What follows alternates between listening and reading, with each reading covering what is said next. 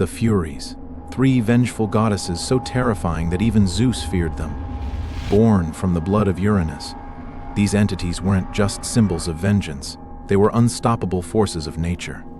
With eyes that bled, snakes for hair, and wails that drove men mad, they hunted those who committed the most heinous crimes. Their wrath was so absolute that not even the gods of Olympus could escape it. This is the horrifying tale of the Furies, vengeance incarnate, feared by all, and relentless in their pursuit. In ancient Greece, there were whispers among the people, whispers of three goddesses so fearsome that their very presence struck terror into the hearts of gods and mortals alike. These goddesses weren't worshipped, they were feared. Born from the blood of Uranus, the primordial god of the sky, they were creatures of pure vengeance, embodying the harshest punishment for the most unthinkable crimes. They were known as the Furies, Alecto, Megara, and Tisiphone. It was said that their eyes were bloodshot, their hair woven from serpents that hissed with rage. Their wails could drive the bravest men to madness, and their very presence would silence the world around them. Birds would stop chirping, the winds would cease, and an eerie stillness would take hold of the land. The Furies weren't mere goddesses, they were the embodiment of a terrifying cosmic justice, an unrelenting force that no one could escape. Their first significant appearance came after the murder of Agamemnon, the Greek king, by his wife Clytemnestra. The Furies descended upon their son Orestes, who had killed his mother to avenge his father's death. What followed wasn't just a simple pursuit, it was a relentless torment. Orestes felt their presence before they even arrived. The air would grow thick with tension, the world around him would fall silent, and his thoughts would become a whirlwind of paranoia. He could hear their whispers, see their eyes, feel their cold breath on his neck. The Furies hunted him not just physically but mentally, driving him to the brink of insanity. It wasn't just Orestes who feared them. The entire world did. The gods, beings of immense power, stood helpless in the face of the Furies' wrath. Zeus, king of the gods, the one who wielded thunder and lightning, could not stop them. He could not protect Orestes, and he knew that to cross the Furies was to invite destruction. Even he, the most powerful being in the universe, understood that there were forces in the cosmos far beyond his control. The Furies did not offer quick death. They didn't strike down their victims in a swift execution. Instead, they dragged their punishment out, forcing the sinner to live in constant fear, in constant agony. Their punishment wasn't just death, it was an eternity of torment. To be marked by the Furies was to live in a nightmare, forever haunted by the crimes you had committed. As the Furies continued their hunt, the gods of Olympus came to understand one terrifying truth. There was no escaping the wrath of the Furies. They were forces of nature, born from the very fabric of the universe itself. Their power was so absolute that even the gods trembled at the thought of crossing them. Their relentless pursuit was not just an act of vengeance, it was a cosmic force, ensuring that balance was maintained in a world where even the gods were not above the law. But something else was stirring beneath the surface. The myth of the Furies didn't emerge overnight. Their origins were buried deep within the shadows of ancient Greece, whispered among the people, told by elders as they gathered around the hearths at night. Their existence was not a tale of fantasy, but a terrifying reality that had been etched into the history of the gods and mortals alike. In the earliest days, before the Furies became the embodiment of relentless vengeance, they were seen as divine agents of justice, goddesses who enforced the balance of right and wrong in a world that was rapidly descending into chaos. The Furies were born out of necessity, arising from the bloodshed of the gods and the betrayal of family. Ancient Greeks believed that they were born from the blood of Uranus, spilled onto the earth after his violent castration by his son Cronus. This act of bloodshed was so powerful, it birthed not only the Furies but other dark and dangerous entities, forever binding them to the earth's deepest fears. For the people, the Furies were more than a terrifying myth. They were a reality, a reminder that no act of injustice would go unpunished. Their arrival was heralded by strange omens, a sudden unnatural stillness in the air, a heavy fog that rolled in from the sea, the sound of distant wailing echoing through the hills. On such nights, the villagers would gather, lighting candles and placing offerings on altars in the hope of appeasing the Furies. Ancient rites were performed, rituals to cleanse the soul and ward off their relentless judgment. A false comfort settled in the hearts of the people, as they believed that as long as they followed the rites and lived in accordance with divine law, they could escape the Furies' wrath. But the comfort was fleeting. In the quiet of these candlelit ceremonies, there was always an unsettling awareness, a faint sense that the rituals were not enough. In the dim light of the fire, as the villagers whispered prayers to the gods, they knew deep down that no one was truly safe. The Furies were not a force that could be reasoned with. They were born from violence and vengeance, and their hunger was insatiable. The true horror of the Furies was not just their power, but the feeling of inevitability that accompanied them. Their presence was not just a myth, but an elemental force, something beyond understanding. Their pursuit was never random. They knew who had sinned, who had betrayed the laws of family, and who had blood on their hands. It wasn't just the guilty who feared them. It was everyone, because anyone could be next. The villagers would often speak of strange sights during the rituals, figures watching from the shadows of the misty fields, the flicker of candle flames as if blown by an unseen breath, a rustling sound in the trees that carried a sense of malice. They would pray, hoping their offerings would keep the Furies at bay. But the whispers in the dark, the gnawing feeling that something was watching, would never go away. Even in their sacred spaces, they knew the Furies were always near, waiting. But something darker was stirring. The first signs that something was wrong came slowly, almost imperceptibly. At first, it was the quiet things, the little shifts in the world that no one could explain. In the village near the ancient temple, life had always been simple. The people followed the rituals, offered their prayers, and believed they were safe from the wrath of the Furies. But that peace began to fray in the most unsettling ways. It started with the livestock. One by one, the animals began to fall ill. Cows, goats, even horses, each suffering from strange afflictions. At first, the villagers thought it was a disease, something that could be cured with herbs and prayers. But the sickness didn't spread like any disease they knew. The animals would grow weak, their eyes wild with fear, as if they were seeing something that no one else could. And then, without warning, they would drop dead. No marks, no obvious signs of injury, just lifeless bodies that left no answers.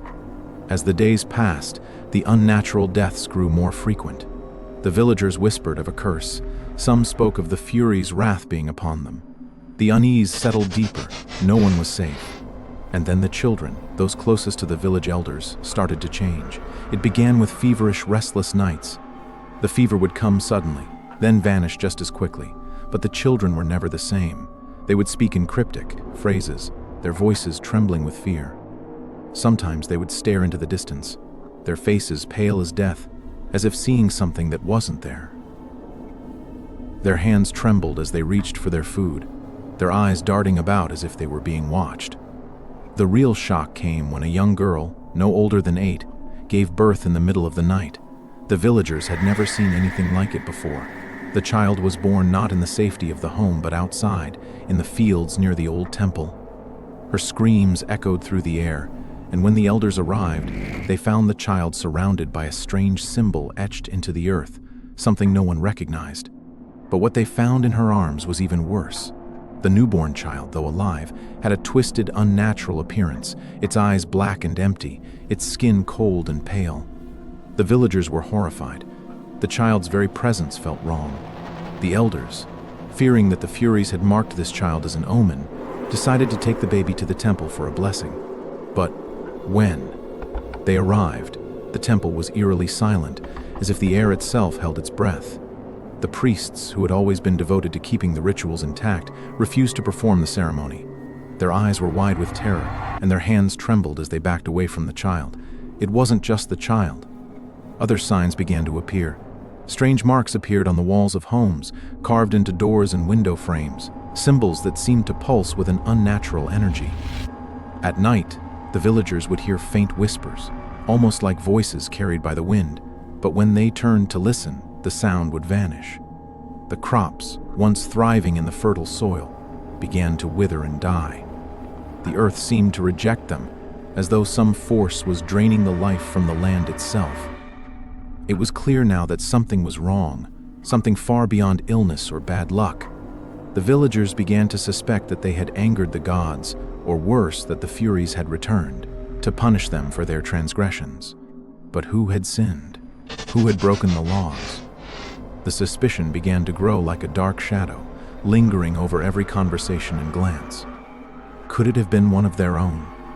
Was there someone in the village marked by the Furies? The unease spread like wildfire. The very air felt thick with impending doom. There was a growing sense of paranoia, and the once tight-knit community began to fracture. Neighbors began accusing each other, wondering who among them had been the cause of these dark events. The Furies' curse had cast a long shadow over the village, and no one felt safe. That was only the first crack in the story.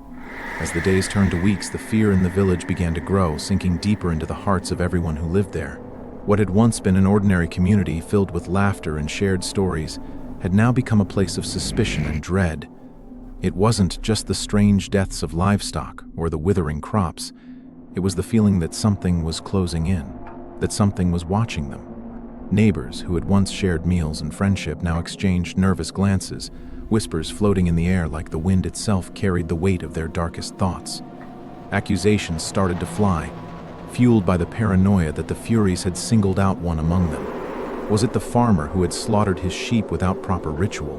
Was it the widow who had buried her husband without offering the correct prayers? Everyone had a theory, and no one felt safe. At night, the shadows seemed to move differently. The moonlight, once comforting, now cast eerie, long shadows across the village that felt unnatural, like something else was lurking just out of sight. The streets, once busy with the sounds of children playing and vendors selling their wares, had gone silent. The only sounds that broke the stillness were the whispers that crept between houses, too quiet to fully hear, but loud enough to chill the bones. The animals, once the lifeblood of the village, had either died or vanished. The horses that had once carried farmers to their fields were now found lifeless in their stables. The chickens no longer laid eggs, and the goats that had once grazed peacefully in the fields now stood staring into the dark, as if waiting for something they couldn't see. The crops had withered away without warning, the once fertile land now barren. Nothing made sense. The villagers could feel it now, the presence of something ancient, something that had awakened.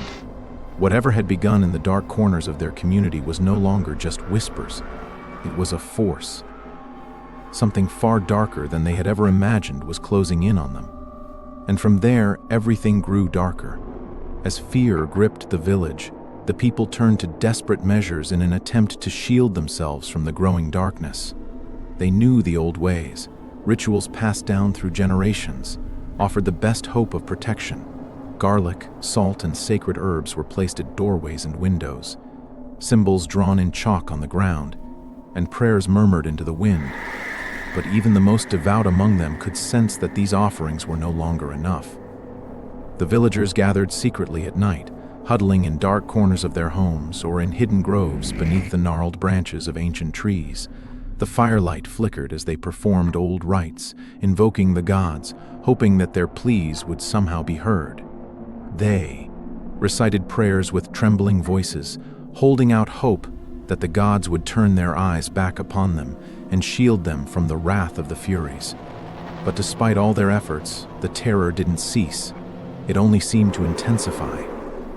The night air grew colder, and with each passing day, the shadow that hung over them grew thicker. Some would wake in the middle of the night, their hearts pounding, the feeling of unseen eyes watching them, sending them into a panic. Others could not shake the sensation that something was just beyond the edges of their vision, a fleeting shape in the corner of their eyes, a rustle in the trees when no one was near.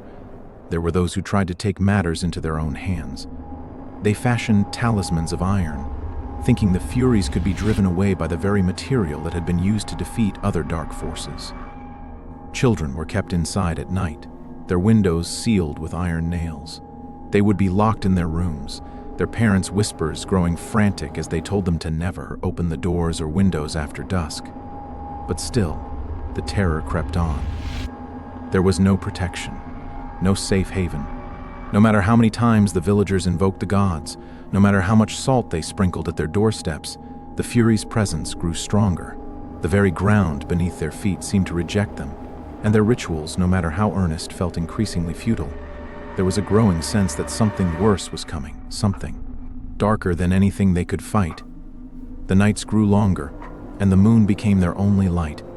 Desperate whispers filled the air, voices lost in the wind, and in the dead of night, the wails of unseen creatures could be heard. It was as if the village itself was holding its breath, waiting for the inevitable. Then, one night, a strange figure appeared. An outsider, a traveler who spoke in riddles.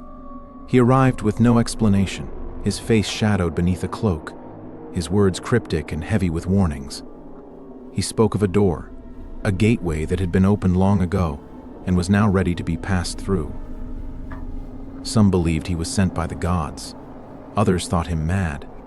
But when he left, they found the marks of his visit, an ancient symbol drawn into the earth near the village's temple, deep enough to send a tremor through the ground. That moment opened a door that should've stayed closed as fear gripped the village. The people turned to desperate measures in an attempt to shield themselves from the growing darkness. They knew the old ways. Rituals passed down through generations offered the best hope of protection. Garlic, salt, and sacred herbs were placed at doorways and windows, symbols drawn in chalk on the ground, and prayers murmured into the wind. But even the most devout among them could sense that these offerings were no longer enough. The village had always been a place of peace, nestled between rolling hills and misty forests, where the sounds of children, laughing and birds singing filled the air. But all that had changed. The once comforting atmosphere now felt heavy, laden with an unspoken dread. The villagers had tried everything they knew, relying on rituals meant to shield them from evil spirits. But no matter how many times they sprinkled salt or burned sage, the feeling of malevolent eyes watching them never subsided. It was as if the very air had been poisoned, thick with an ancient malice that refused to be dispelled. The villagers gathered secretly at night, huddling in dark corners of their homes or in hidden groves beneath the gnarled branches of ancient trees. The firelight flickered as they performed old rites, invoking the gods, hoping that their pleas would somehow be heard. The scent of incense hung thick in the air, mixing with the damp, earthy smell of the forest. They recited prayers with trembling voices, holding out hope that the gods would turn their eyes back upon them and shield them from the wrath of the Furies. But even in the midst of these rituals, they felt the unease in their bones. The winds whispered, and the earth seemed to groan beneath their feet. They knew that, no matter how many prayers they offered, something darker had already settled into their lives. But despite all their efforts, the terror didn't cease. It only seemed to intensify. The night air grew colder, and with each passing day, the shadow that hung over them grew thicker. The once lively village was now marked by a deep silence, punctuated only by the occasional rustle of leaves or the distant cry of an animal. People no longer gathered in groups, afraid that they might be marked for the Furies' wrath. At night, the village seemed to shrink into itself, every house a fortress, every door locked tight, as if to hold the fear at bay. Some villagers reported hearing the faintest whispers in the air, soft, eerie voices that seemed to come from nowhere. Others saw fleeting shadows darting across their windows, too quick to be human, too dark to be natural. And then, there were those who woke in the dead of night, their hearts pounding, their minds clouded with the feeling of being watched. The sensation was so intense, so overwhelming, that it drove some to madness. They would lock themselves in their rooms, trembling, certain that the Furies were closing in, that the gods had abandoned them. There were those who tried to take matters into their own hands. They fashioned talismans of iron, believing that the Furies, like all dark forces, could be driven away by the very material that had been used to defeat other malevolent entities. They hung these talismans above doorways, tied them around their necks, and placed them under their pillows at night. Children were kept inside after dusk, their windows sealed with iron nails to keep the dark away. Parents locked their children's doors, whispering frantic warnings to never open the doors or windows, no matter what sounds they might hear outside. But still, the terror crept on. There was no protection, no safe haven. No matter how many times the villagers invoked the gods, no matter how much salt they sprinkled at their doorsteps, the Furies' presence grew stronger. The very ground beneath their feet seemed to reject them. The crops that had once flourished with abundance now shriveled and died, their roots rotting in the soil. The once lush fields were now barren, the earth too sick to give life. The villagers' offerings seemed to fade into nothingness, swallowed up by the night. It was as though the world itself was conspiring against them. As the tension escalated, the nights grew longer, and the moon became their only light. A pale, sickly glow bathed the village, casting long, twisted shadows across the streets. Desperate whispers filled the air, voices lost in the wind, muttering fears and suspicions. The once familiar sounds of the night now felt ominous, too quiet, too still. And in the dead of night, the wails of unseen creatures could be heard, an unsettling chorus that sent chills down the spines of those brave enough to stay awake. It was as if the very village itself was holding its breath, waiting for the inevitable. Then, one night, a strange figure appeared, an outsider, a traveler who spoke in riddles. His face was shadowed beneath a cloak, his eyes hidden from view. He spoke with cryptic words that made no sense to anyone listening, but they were heavy with warnings. Words that seemed to reverberate in the hearts of the villagers. He spoke of a door, a gateway that had been opened long ago, and now was ready to be passed through. His voice was low, carrying an unnatural weight, as if the very fabric of the world had been altered by his presence. Some believed him to be a prophet, a messenger sent by the gods to deliver a warning. Others thought him nothing more than a madman. But when he left, they found the marks of his visit, an ancient symbol, carved deeply into the earth near the village's temple.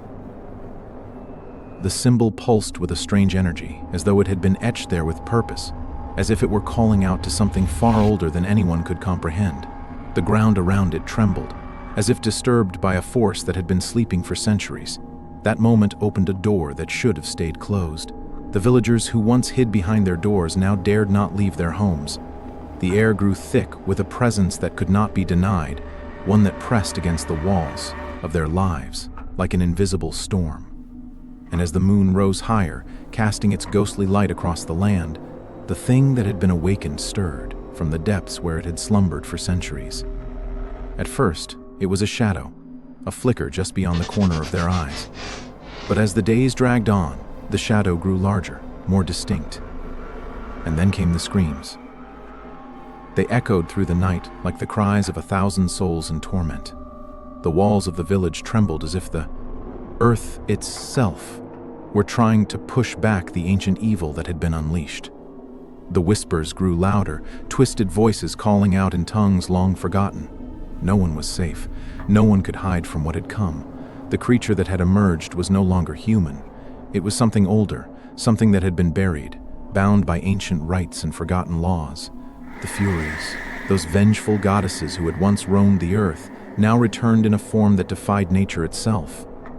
They were twisted, their features contorted with rage, their eyes burning like fiery coals.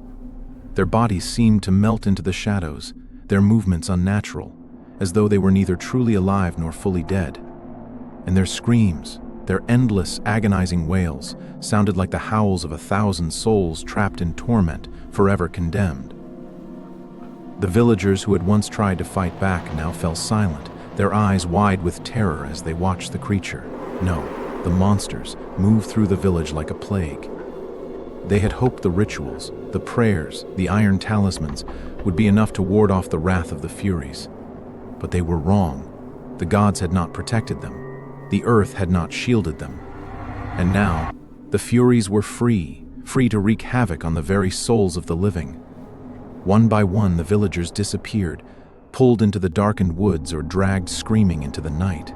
The air was thick with the scent of decay and death, and the ground seemed to ripple with the weight of something vast and malevolent.